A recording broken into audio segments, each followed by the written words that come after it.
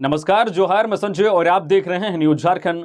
समय हो चला है झारखंड की खबरों को जानने का, तो चलिए जानते हैं आज की झारखंड की सुबह से लेकर शाम तक की तमाम बड़ी खबरों को। मैया सम्मान योजना में आया बड़ा अपडेट, इस बार सिर्फ अप्रैल माह की मिलेगी किस्त। झारखंड सरकार की मैया सम्मान योजना के तहत लाभुकों को एक बार फिर केवल अप्रैल माह की 2500 रुपए की राशि मिलेगी। मई माह की किस्त अगले महीने भेजी जाएगी। महिला बाल विकास एवं सामाजिक सुरक्षा विभाग ने सभी जिलों के उपायुक्तों को निर्देश दिया है कि वे लाभुकों का वेरिफिकेशन कार्य जल्द पूरा करें और फिर 1 महीने की राशि लाभुकों के बैंक खाते में भेजे। इस बार विभाग ने यह भी स्पष्ट किया है कि सभी जिलों को एक ही दिन में भुगतान करने की बाध्यता नहीं होगी। जैसे ही किसी जिले का वेरिफिकेशन पूरा हो जाएगा, उसी समय उस जिले के लाभुकों के खाते में राशि भेजी जा सकती है। विभागीय अधिकारियों ने भरोसा दिलाया है कि वेरिफिकेशन कार्य समय पर पूरा होते ही सभी लाभुकों को अप्रैल माह की राशि बिना किसी देरी के मिलेगी। मई माह की राशि अगले महीने अलग से दी जाएगी।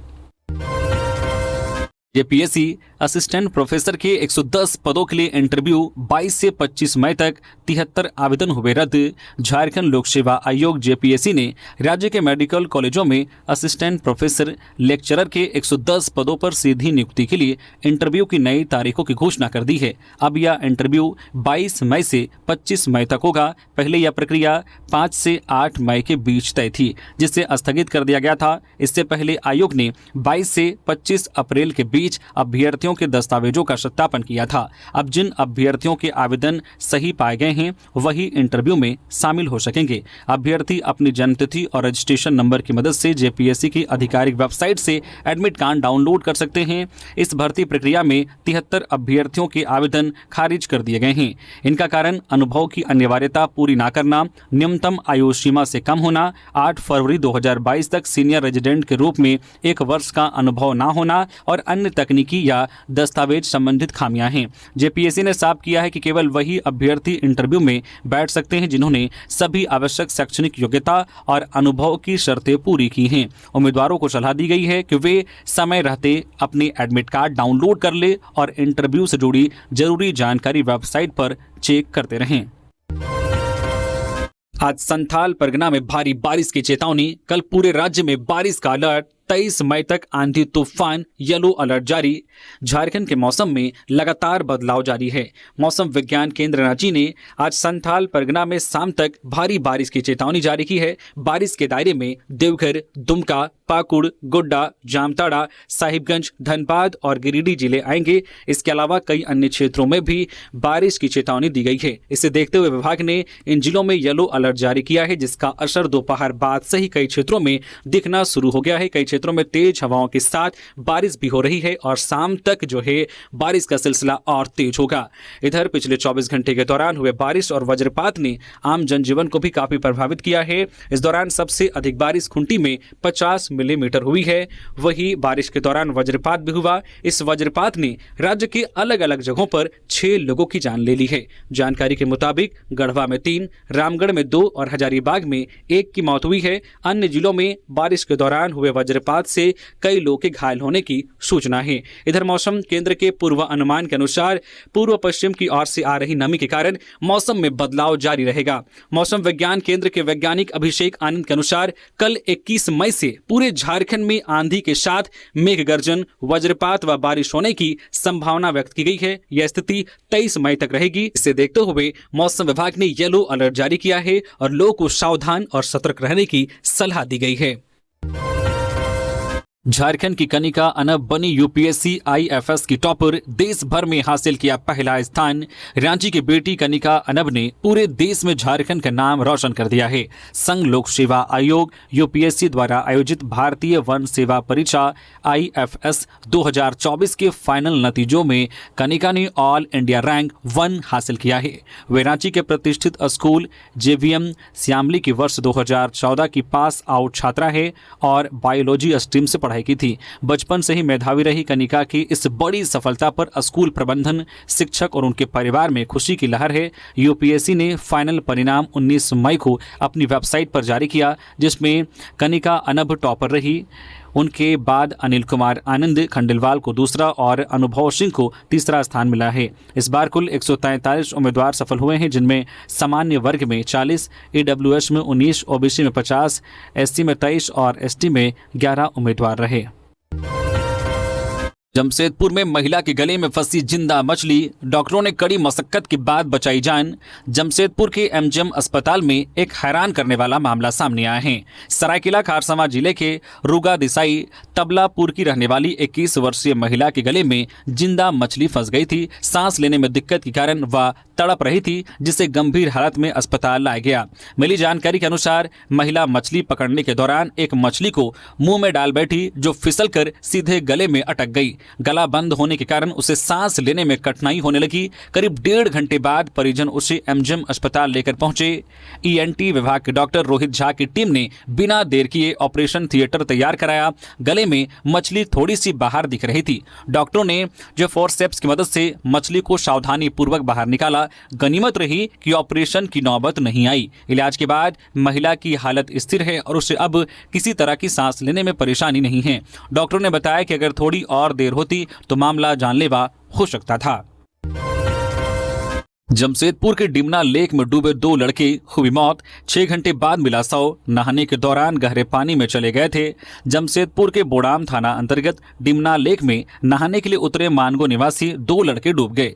इनके नाम प्रतीक और नितिन हैं। स्थानीय लोगों के अनुसार कुल 6 छात्र डिमना लेक में नहाने के लिए शाम 6 बजे पानी में उतरे थे। इनमें 2 छात्र डूबने लगे। डूबता हुआ देखकर बाकियों ने बचाने की कोशिश की, पर वे सफल नहीं हो सके। पटामदा डीएसपी बच्चन देव कुजूर ने बताया है कि सोमवार को दोनों नहाने के दौरान डूब गए थे। सोमवार की देर रात तक खोजबीन की गई, मगर शव बरामद नहीं हुआ। आज सिविल डिफेंस की टीम की मदद से दोनों की बॉडी निकाल लिया गया है। दोनों के शव को पोस्टमार्टम के लिए भेज दिया गया है। लोगों ने बताया है कि मानगो पायल टॉकीज के सामने रामकृष्ण कॉलोनी निवासी शिबू गौराई का इकलौता पुत्र नितिन गौराई 18 वर्षीय चांडिल पॉलिटेक्निक कॉलेज में दूसरे सेमेस्टर का छात्र है। वह अपने घर में बिना जानकारी दिए ही दोस्तों के साथ घूमने निकला था। डूबने वालों में डिमना निवासी प्रतीक भी है। दोनों छात्रों की सोमवार रात 8 बजे तक स्थानीय लोगों ने खोजबीन की, लेकिन कोई पता नहीं चल पाया था। झामुमो का ऐलान, जब तक सरना धर्म कोड नहीं तब तक जनगणना नहीं। झारखंड मुक्ति मोर्चा ने केंद्र सरकार पर सरना आदिवासी धर्म कोड विधेयक को स्वीकृति प्रदान करने के लिए दबाव तेज कर दिया है। इसी क्रम में पार्टी ने आगामी 27 मई को राज्य के सभी जिला मुख्यालयों पर विरोध प्रदर्शन आयोजित करने का निर्णय लिया है। इस संबंध में पार्टी के महासचिव सह प्रवक्ता विनोद पांडे ने आधिकारिक निर्देश जारी किया है। उन्होंने कहा है कि सरना आदिवासी धर्म कोड विधेयक पिछले 5 वर्षों से केंद्र सरकार के पास लंबित है, लेकिन इस पर अब तक कोई ठोस कदम नहीं उठाया गया है। इस स्थिति से राज्य के आदिवासी समुदाय में गहरी नाराजगी व्यक्त है। झामो ने स्पष्ट किया है कि जब तक सरना धर्म कोड को मान्यता नहीं दी जाती, तब तक जनगणना नहीं के नारे के साथ चरणबद्ध आंदोलन जारी रहेगा। गौरतलब है कि इस मुद्दे पर पहले 9 मई को प्रस्तावित प्रदर्शन भारत पाकिस्तान के बीच उत्पन्न तनावपूर्ण स्थिति के कारण स्थगित कर दिया गया था। अब पार्टी ने पुनः इस महत्वपूर्ण विषय को जोर शोर से उठाने का फैसला लिया है। पार्टी ने सभी जिला अध्यक्षों, सचिवों और संयोजकों को निर्देशित किया है कि वे संबंधित बैठकें आयोजित कर 27 मई के कार्यक्रम की तैयारी सुनिश्चित करें। इस प्रदर्शन में झामुमो की केंद्रीय समिति के पदाधिकारी, सांसद, विधायक और मंत्री अनिवार्य रूप से भाग लेंगे। इसके साथ ही पार्टी कार्यकर्ताओं को भी बड़ी संख्या में उपस्थित रहने के निर्देश दिए गए हैं। शराब घोटाले मामले में आईएएस विनय चौबे से एसीबी की टीम कर रही पूछताछ। शराब घोटाले मामले में एसीबी की टीम आईएएस विनय चौबे से पूछताछ कर रही है। एसीबी के अधिकारियों की टीम ने आज दिन के करीब 11 बजे आईएएस विनय चौबे को उनके घर से अपने साथ ले गई है। विनय चौबे उत्पाद विभाग के तत्कालीन सचिव हैं। उनके कार्यकाल में कथित तौर पर शराब घोटाला हुआ। छत्तीसगढ़ में जो शराब घोटाला हुआ था, उसमें आरोप है कि रायपुर में स्थित एक सिंडिकेट ने नकली होलोग्राम का उपयोग कर झारखंड में शराब की आपूर्ति की और इस प्रकार करोड़ों रुपए का घोटाला किया गया। इस घोटाले में पूर्व आईएएस अधिकारी अनिल टुटेजा एपी त्रिपाठी और कारोबारी अनवर ढेबर सहित कई अन्य आरोपी बनाए गए हैं। श्वेता सिंह के खिलाफ 2 पैन कार्ड और 3 वोटर आईडी का मामला गंभीर। जयराम महतो। झारखंड की राजनीति एक बार फिर गर्मा गई है। बोकारो से भारतीय जनता पार्टी भाजपा की विधायक श्वेता सिंह के खिलाफ 2 पैन कार्ड और 3 वोटर आईडी कार्ड रखने का सनसनीखेज मामला सामने आया है। इस खुलासे के बाद राज्य की सियासत में भूचाल आ गया है और विपक्षी दल सरकार को घेरने का कोई मौका नहीं छोड़ रहे हैं। झारखंड लोकतांत्रिक क्रांतिकारी मोर्चा जेएलकेएम की डुमरी से विधायक जयराम महतो ने इस मामले को बेहद गंभीर करार देते हुए श्वेता सिंह की मंशा पर भी सवाल उठा दिए हैं। उन्होंने स्पष्ट शब्दों में कहा, अगर किसी व्यक्ति के पास 2 पैन कार्ड है तो यह सिर्फ तकनीकी गलती नहीं बल्कि जानबूझकर की गई गड़बड़ी मानी जाएगी। यह सीधे तौर पर चुनाव आयोग के नियमों का उल्लंघन है और आयोग को इस पर स्वतः संज्ञान लेना चाहिए। जयराम महतो ने यह भी जोड़ा है कि अगर विवाह के बाद कोई महिला ससुराल चली जाती है और मायके की वोटर लिस्ट से उनका नाम नहीं हटता तो वह एक समझने योग्य स्थिति हो सकती है, लेकिन जब किसी के पास एक साथ 3 वोटर आईडी हो और वो भी अलग अलग पते पर तो यह गड़बड़ी नहीं बल्कि नियत पर सवाल खड़े करता है। खुशखबरी, झारखंड में इन 2 जगहों पर बनेगा एस्ट्रो साइंस सेंटर। ग्रह, तारे और नक्षत्रों को करीब से जानेंगे बच्चे। झारखंड के लोग अब ग्रह, तारे और नक्षत्रों को काफी करीब से जान और समझ पाएंगे। लातेहार और रामगढ़ में एस्ट्रो साइंस सेंटर की स्थापना की जा रही है। लातेहार जिला अंतर्गत नेतरहाट और रामगढ़ जिला अंतर्गत पतरातू में एस्ट्रो पार्क बनाया जाएगा। यहाँ पर डिजिटल तारामंडल की भी स्थापना होगी जो बच्चों के लिए काफी रोमांचक और ज्ञानवर्धक होगा। इसके निर्माण में लगभग 13 करोड़ रुपए खर्च होने का अनुमान है। केंद्रीय संस्कृति मंत्रालय और झारखंड सरकार की संयुक्त पहल से scheme for promotion of culture of science के तहत इसकी स्थापना की जा रही है। नेतरहाट में इसके लिए महुआटांड़ अंचल के नेतरहाट मौजा में 5.64 एकड़ भूमि चिन्हित किया गया है, जबकि पतरातू में पतरातू अंचल अंतर्गत हेसला मौजा में 3.17 एकड़ भूमि चिन्हित की गई है। प्रत्येक सेंटर की स्थापना के लिए केंद्र व राज्य सरकार अलग अलग राशि देगी। प्रति सेंटर लगभग 6 करोड़ 65 लाख रुपए खर्च का प्रस्ताव तैयार किया गया है। इसमें केंद्र सरकार 2.86 करोड़ तथा झारखंड सरकार 3.79 करोड़ रुपए खर्च करेगी। बीजेपी ने ट्राइबल एडवाइजरी काउंसिलिंग की बैठक का किया बहिष्कार। कोई विधायक नहीं होंगे शामिल। झारखंड में हेमंत सरकार 2.0 के तहत होने जा रहे ट्राइबल एडवाइजरी काउंसिल टीएससी की पहली बैठक का बीजेपी ने बहिष्कार करने का ऐलान किया है। यह बैठक 21 मई को प्रस्तावित है, लेकिन बीजेपी के विधायक इसमें हिस्सा नहीं लेंगे। बीजेपी नेताओं ने यह फैसला नेता प्रतिपक्ष बाबूलाल मरांडी और पूर्व मुख्यमंत्री चंपई सोरेन की अगुवाई में लिया है। मिली जानकारी के अनुसार पार्टी पहले भी हेमंत सरकार की टीएससी बैठक में भाग नहीं लेती रही है। बाबूलाल मरांडी ने कहा है कि 5वीं अनुसूची के तहत राज्यपाल को टीएससी सदस्यों की नियुक्ति का अधिकार है, लेकिन मौजूदा सरकार ने इस प्रक्रिया को दरकिनार कर दिया है। उन्होंने आरोप लगाया है कि राज्य सरकार आदिवासी हितों की रक्षा नहीं कर रही है, इसलिए ऐसी बैठक में शामिल होने का कोई मतलब नहीं है। जानकारी हो कि टीएससी की यह बैठक मुख्यमंत्री हेमंत सोरेन की अध्यक्षता में होगी। परिषद में 13 विधायक और 2 मनोनीत सदस्य शामिल हैं, जिनमें बीजेपी के बाबूलाल मरांडी और चंपई सोरेन का नाम भी है। मनोनीत सदस्यों में जोशाई मार्डी और नारायण उरांव हैं। पुलिस में 4th ग्रेड की नियुक्तियां अब जेएसएससी से होगी। झारखंड राज्य पुलिस ट्रेड संवर्ग भर्ती नियमावली को मंजूरी। झारखंड पुलिस विभाग में ट्रेड संवर्ग की भर्ती प्रक्रिया को लेकर बड़ा बदलाव किया गया है। पुलिस हस्तक मैनुअल 1978 में संशोधन करते हुए राज्य सरकार ने झारखंड राज्य पुलिस ट्रेड संवर्ग भर्ती, पदोन्नति तथा अन्य सेवा शर्तें नियमावली 2025 को अधिसूचित कर दिया है। गृह विभाग द्वारा इस नई नियमावली की अधिसूचना जारी कर दी गई है। नई व्यवस्था के तहत पुलिस ट्रेड के कुल पदों में से 50% पदों पर सीधी नियुक्ति प्रतियोगिता परीक्षा के माध्यम से की जाएगी। यह परीक्षा झारखंड कर्मचारी चयन आयोग जेएसएससी द्वारा आयोजित की जाएगी। शेष 50% पद विभाग में कार्यरत चतुर्थ वर्गीय ट्रेड कर्मियों के लिए आरक्षित होंगे, जो कम से कम 10 वर्षों की सेवा पूरी कर चुके हों। इन कर्मियों की नियुक्ति जो है सीमित विभागीय प्रतियोगिता परीक्षा के माध्यम से की जाएगी, जिसका आयोजन डीजीपी द्वारा गठित समिति द्वारा प्रत्येक वर्ष किया जाएगा। यह सीमित प्रतियोगिता परीक्षा तब तक प्रभावी रहेगी जब तक कि चतुर्थ वर्गीय ट्रेड कर्मियों के पद सेवानिवृत्त या पदों के समाप्त होने के कारण पूरी तरह समाप्त नहीं हो जाते। इसके बाद पुलिस ट्रेड संवर्ग के सभी पद 100% सीधी भर्ती के माध्यम से भरे जाएंगे। नियमावली के अनुसार इस अधिसूचना के लागू होने से पहले नियुक्त और कार्यरत कर्मी ही चतुर्थ वर्गीय ट्रेड कर्मी माने जाएंगे। पुलिस विभाग में वर्तमान में चतुर्थ वर्गीय ट्रेड संवर्ग के 3665 पद सृजित हैं, जिनमें महिलाओं के लिए 33% आरक्षण का प्रावधान किया गया है। दुमका में शादी में गई किशोरी के साथ सामूहिक दुष्कर्म, 5 आरोपी गिरफ्तार। दुमका के मुफस्सिल थाना क्षेत्र में एक 16 वर्षीय किशोरी के साथ सामूहिक दुष्कर्म का मामला सामने आया है। पुलिस ने त्वरित कार्रवाई करते हुए सभी 5 आरोपियों को गिरफ्तार कर लिया है। पीड़िता ने पुलिस को बताया है कि वह अपने जीजा और बहन के साथ एक शादी समारोह में शामिल होने आई थी। जब वह पड़ोस के एक घर में सोने गई तो आरोपी रंजीत टुड्डू ने उसे सुनसान जंगल में ले जाकर दुष्कर्म किया और अपने 4 अन्य साथियों को भी बुला लिया। ग्रामीणों ने आरोपियों की पहचान की और पीड़ित परिवार को थाना भेज दिया। पुलिस ने सभी आरोपियों के विरुद्ध प्राथमिकी दर्ज कर गिरफ्तार कर लिया है। थाना प्रभारी सत्यम कुमार ने बताया कि आरोपियों के खिलाफ प्राथमिकी दर्ज की गई है और आगे की कार्रवाई की जा रही है। गढ़वा में करंट लगने से किसान की मौत, नीलगाय से बचाव के लिए खेत में लगा था बिजली तार, चपेट में आया, भाई की बची जान। गढ़वा जिले में नीलगाय से फसल बचाने के लिए लगाए गए बिजली के तार ने एक किसान की जान ले ली। घटना मेराल थाना क्षेत्र के गोंदा गांव में आज सुबह हुई। झुमेलावा टोला के नंदू कुशवाहा 45 वर्ष से अपने बड़े भाई लौकी महतो के साथ लाइन होटल से चाय पीकर लौट रहे थे। खेत के रास्ते में सब्जी की फसल को नीलगाय से बचाने के लिए नंगा बिजली का तार लगा था। लौकी महतो तार को देखकर झुककर निकल गए, लेकिन नंदू तार में फंसकर गिर पड़े। सोमवार को भी बारिश से जमीन गीली थी। नंदू के बिजली के तार से टकराते ही उनके शरीर में तेज करंट लगा। लौकी ने आसपास से डंडा लाकर तार को तोड़ा, लेकिन तब तक बहुत देर हो चुकी थी। नंदू की मौके पर ही मौत हो गई। घटना की सूचना मिलते ही बड़ी संख्या में ग्रामीण मौके पर पहुंच गए। उन्होंने खेत में लगे नंगे तार का विरोध किया और मृतक के परिवार को मुआवजे की मांग की।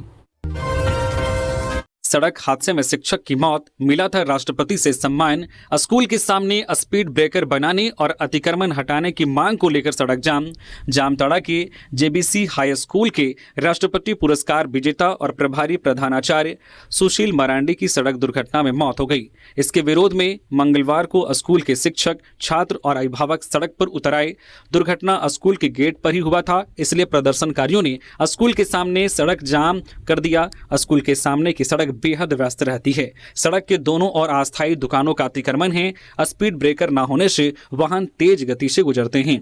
जामताड़ा नगर पंचायत के पूर्व अध्यक्ष वीरेंद्र मंडल, विभिन्न छात्र संगठन और शहर के बुद्धिजीवी भी प्रदर्शन में शामिल हुए। स्थानीय लोगों का आरोप है कि बार बार शिकायत के बावजूद प्रशासन ने स्पीड ब्रेकर नहीं बनवाया। अब तक इस सड़क दुर्घटना में 2 लोगों की मौत हो चुकी है।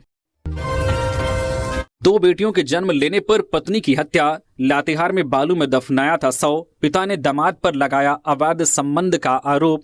लातेहार के घरों में 16 मई को बालू में दफन मिली लाश की पहचान कर ली गई है। मृतका रेशमा कुमारी 26 वर्षीय के पिता ने इस संबंध में बेटी के पति, सास ससुर, जेठ जेठानी, ननद और उसके पति के खिलाफ हत्या का केस दर्ज करवाया है। पिता का आरोप है कि 2 बेटियों के जन्म के बाद से ही रेशमा को प्रताड़ित किया जा रहा था। वही दामाद का किसी दूसरे महिला से अवैध संबंध भी है। दरअसल 16 मई को लातेहार स्थित गारू के जो है लुहुरटांड स्थित कोयल नदी तट पर दफनाया गया रेशमा का शव बरामद किया गया था। मृतका के पति सरयू प्रसाद ने बताया कि घटना के बाद से दामाद फरार है। वह गारू प्रखंड कार्यालय में कंप्यूटर ऑपरेटर है और वहीं कमरा लेकर रहता है। सरयू प्रसाद ने बताया है कि रेशमा की शादी मुकेश कुमार से 22 अप्रैल 2016 को हुई थी। उसका ससुराल लातेहार के शुक्री में है। 2 बेटियों के जन्म के बाद से रेशमा को ससुराल पक्ष द्वारा प्रताड़ित किया जाता था। रेशमा डाल्टनगंज में रहकर अपनी 2 बेटियों को पढ़ाती थी। उसकी बड़ी बेटी क्लास 2 जबकि छोटी वाली यूकेजी में पढ़ती है। रांची जिले में जल्द होगी नए खेल प्रशिक्षकों की बहाली, 13 नामों की सूची तैयार। खेल निदेशालय द्वारा रांची जिले के शहरी और ग्रामीण क्षेत्रों में नए खेल प्रशिक्षकों की बहाली प्रक्रिया जल्द शुरू की जाएगी। इस संबंध में प्राप्त लगभग 70 आवेदनों में से 13 उम्मीदवारों की प्राथमिक सूची तैयार कर ली गई है, जिससे अंतिम मंजूरी के लिए खेल विभाग को भेजा गया है। तैयार की गई सूची में 5 महिला प्रशिक्षकों के नाम भी शामिल हैं, जिससे महिलाओं की भागीदारी को भी बढ़ावा मिलेगा। खेल निदेशक संदीप कुमार ने जानकारी दी है कि जैसे ही विभाग की ओर से अनुमति प्राप्त होगी, नियुक्ति प्रक्रिया प्रारंभ कर दी जाएगी। चयनित प्रशिक्षकों को सुपर स्किल्ड स्तर का मानदेय प्रदान किया जाएगा, जिससे उन्हें प्रोत्साहन मिलेगा और खेल प्रशिक्षण की गुणवत्ता में भी सुधार आएगा। सूत्रों के अनुसार इस बहाली प्रक्रिया के अंतर्गत जो है पारंपरिक खेलों के साथ साथ मलखंभ जो है लॉन बॉल और वुशु जैसे नए उभरते खेलों के लिए भी प्रशिक्षकों की नियुक्ति की जाएगी। इसके अतिरिक्त एथलेटिक्स, खो खो, कबड्डी, फुटबॉल और बास्केटबॉल जैसे प्रमुख खेलों के लिए भी प्रशिक्षक रखे जाएंगे। ग्रामीण क्षेत्रों में स्थित खेल केंद्रों को भी इस योजना में शामिल किया जाएगा। इनमें मांडर, नामकुम और नगड़ी जैसे क्षेत्र शामिल हैं, जहां स्थानीय प्रतिभाओं को प्रशिक्षित कर बेहतर अवसर प्रदान किए जाएंगे। जामताड़ा में रेल की पटरियों में मिला महिला का शव, दिल्ली हावड़ा मेन लाइन में मिली बॉडी पोस्टमार्टम के लिए भेजी गई, शिनाख्त नहीं। जामताड़ा में नई दिल्ली हावड़ा मुख्य रेलखंड पर एक महिला का शव मिला है। यह घटना मंगलवार को जामताड़ा और चितरंजन रेलवे स्टेशनों के बीच हुई। शव अमोई पुलिया और निर्मल महतो चौक के बीच डाउन रेलवे ट्रैक से बरामद किया गया। मेहिजाम थाना पुलिस और चितरंजन रेलवे स्टेशन की आरपीएफ टीम मौके पर पहुंची। पुलिस ने पंचनामा करने के बाद शव को पोस्टमार्टम के लिए जामताड़ा भेज दिया। मेहिजाम थाने के एएसआई जो ब्रिजन राम के अनुसार यह घटना पोल संख्या 239-3 के पास हुई। प्रारंभिक जांच से पता चलता है कि महिला रेलवे ट्रैक पार करने की कोशिश कर रही थी। मृतका की उम्र लगभग 32 वर्ष है। वह लाल रंग की साड़ी पहनी हुई थी। पुलिस आसपास के इलाकों में महिला की पहचान के लिए जानकारी जुटा रही है। गुमशुदा महिलाओं के भी रिकॉर्ड खंगाले जा रहे हैं। यह पता लगाने की कोशिश की जा रही है कि महिला स्थानीय थी या कहीं और से आई थी। पलामू में विवाहिता की गोली मारकर हत्या, ससुराल वाले फरार। 3 महीने पहले ही हुई थी शादी। पिता बोले दामाद का दूसरी लड़की से था संबंध। पलामू में एक नवविवाहिता की उसके ससुराल में गोली मारकर हत्या कर दी गई। मृतका सिमरन सिंह 21 वर्षीय शहर थाना क्षेत्र के कुंड मोहल्ला निवासी बबलू सिंह की बेटी थी। सिमरन की शादी 7 फरवरी को पाटन थाना क्षेत्र के नौडीहा निवासी पीडीएस डीलर विनीत सिंह से हुई थी। सोमवार रात 10:30 बजे सिमरन के ससुराल से फोन आया कि उसे गोली लग गई है। विनीत सिंह कुछ लोगों के साथ सिमरन को शहर के एक प्राइवेट हॉस्पिटल लेकर पहुंचा। मृत अवस्था में सिमरन को हॉस्पिटल में छोड़कर ससुराल पक्ष के सभी लोग फरार हो गए। परिवार वालों ने सिमरन के शव को मेदिनीराय मेडिकल कॉलेज हॉस्पिटल में भेजा गया। पिता बबलू सिंह के अनुसार शादी के बाद से ही विनीत बेटी को प्रताड़ित करता था। विनीत का किसी अन्य युवती से संबंध था, जिसके बारे में उसने सिमरन को भी बताया था। इसी कारण शादी के महज 3.5 महीने में कई बार विवाद हुआ। जब से परिवार ने समझाने की कोशिश की तो वह 10 लाख रुपए की मांग करने लगा। विनीत ने शादी के दूसरे दिन ही सिमरन को मायके भेज दिया था। सिमरन 14 अप्रैल को ससुराल गई थी। घटना वाले दिन भी मायके पक्ष के लोग विनीत को समझाकर शाम में लौटे थे। इसके कुछ देर बाद ही सिमरन की गोली मारकर हत्या कर दी गई।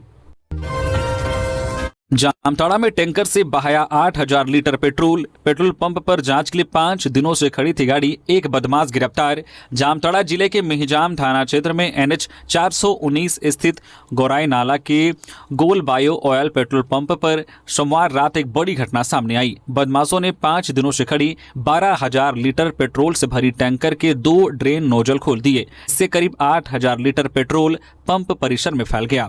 गार्ड ने बताया है कि एक कार में सवार कुछ संदिग्ध लोग पंप के पास रुके। उनमें से 2 लोग टैंकर के पास गए। गार्ड के रोकने पर उन्होंने धमकाया और भागने को कहा। पंप मालिक और अन्य लोगों के पहुंचने तक बदमाश टैंकर का नोजल खोल भागने लगे। इस दौरान एक बदमाश को पकड़ लिया गया। पंप मालिक राजू दत्ता के अनुसार 14 मई को जिला आपूर्ति पदाधिकारी ने टैंकर को जांच के लिए रोका था। बारिश होने के कारण एक बड़ा हादसा टल गया। मेहिजाम पुलिस प्रभारी विवेकानंद दुबे और फायर ब्रिगेड की टीम मौके पर पहुंची। जेसीबी मशीन और बालू की मदद से बिखरे हुए तेल को ढका गया। पेट्रोल की गंध काफी दूर तक फैल गई। पुलिस पकड़े गए बदमाश से पूछताछ कर रही है और अन्य आरोपियों की तलाश जारी है। तेज रफ्तार बाइक की चपेट में आया बुजुर्ग। 108 एम्बुलेंस का इंतजार करते रहे लोग। ई रिक्शा से अस्पताल ले जाने के दौरान मौत।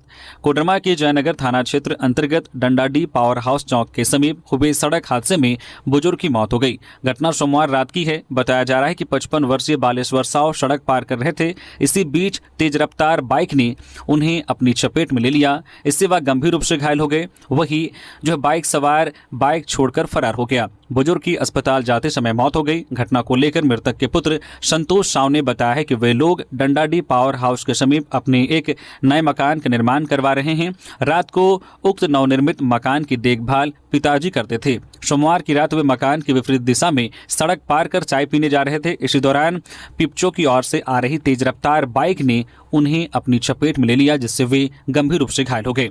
उन्होंने बताया कि हादसे की जानकारी आसपास के लोगों द्वारा हम लोगों को मिली।